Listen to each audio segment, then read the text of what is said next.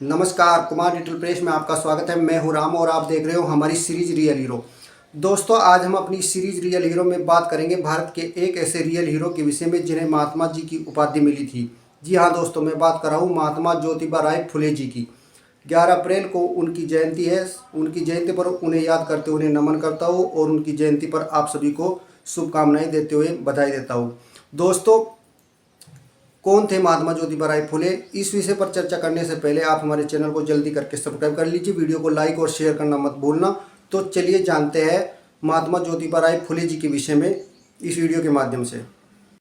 महात्मा ज्योतिबा फुले का जन्म 11 अप्रैल 1827 में पुणे महाराष्ट्र में हुआ था। उनके माता का नाम चेन्नम्माबाई तथा पिताजी का नाम गोविंदराव था। उनकी 1 वर्ष की अवस्था रही होगी तभी उनकी माताजी का स्वर्गवास हो गया था। उनका पालन पोषण एक भाई के द्वारा किया गया। उनके परिवार की पहली पीढ़ी माली का काम किया करती थी, जो सतारा से पूना में आकर बस गए थे।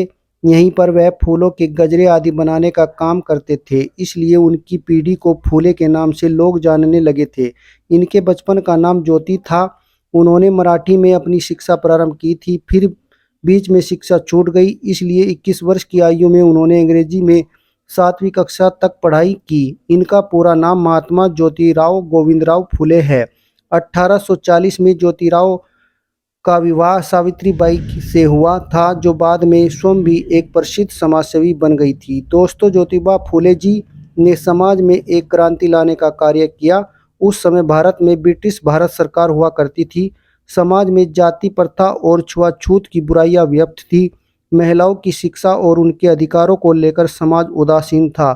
ऐसे में ज्योतिबा फुले ने समाज को इन कुरीतियों से मुक्त करने के लिए बड़े पैमाने पर आंदोलन चलाया। उन्होंने महाराष्ट्र में सबसे पहले महिला शिक्षा तथा अछूतों जात पात के भेदों को मिटाने का काम प्रारंभ किया। उन्होंने लड़कियों के लिए पुणे में ब्रिटिश भारत सरकार में भारत का पहला विद्यालय खोला और खुद उस विद्यालय में शिक्षक के रूप में छात्रों को पढ़ाया।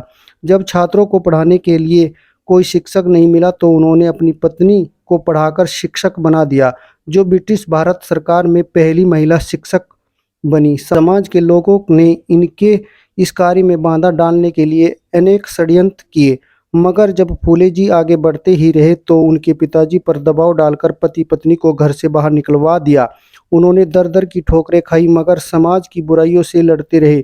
उनका काम रुका नहीं। उन्होंने एक के बाद एक 3 स्कूल खोल दिए। ज्योतिबा फुले जी बहुत ही बुद्धिमान थे, महान विचारक थे, क्रांतिकारी थे, समाज सेवी थे, लेखक एवं दार्शनिक थे। उन्होंने अनेक पुस्तकों की रचना की थी, जैसे गुलामगिरी, तृतीय रतन, छत्रपति शिवाजी, राजा भोसाल का पखाड़ा, किसान का कोड़ा, अछूतों की कफायत। उन्होंने किसानों की दशा सुधारने के लिए भी काम किया। निर्धन और निर्बल वर्गों को न्याय दिलाने के लिए ज्योतिबा ने 1873 में सत्य शोधक समाज के नाम से एक संगठन बनाया।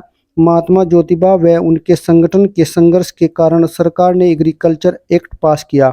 उनकी समाज सेवा देखकर 1883 में स्त्रियों को शिक्षा प्रदान करने के महान कार्य के लिए उन्हें उस समय की ब्रिटिश भारत सरकार द्वारा स्त्री शिक्षण के जनक कहकर गौरवान्वित किया गया।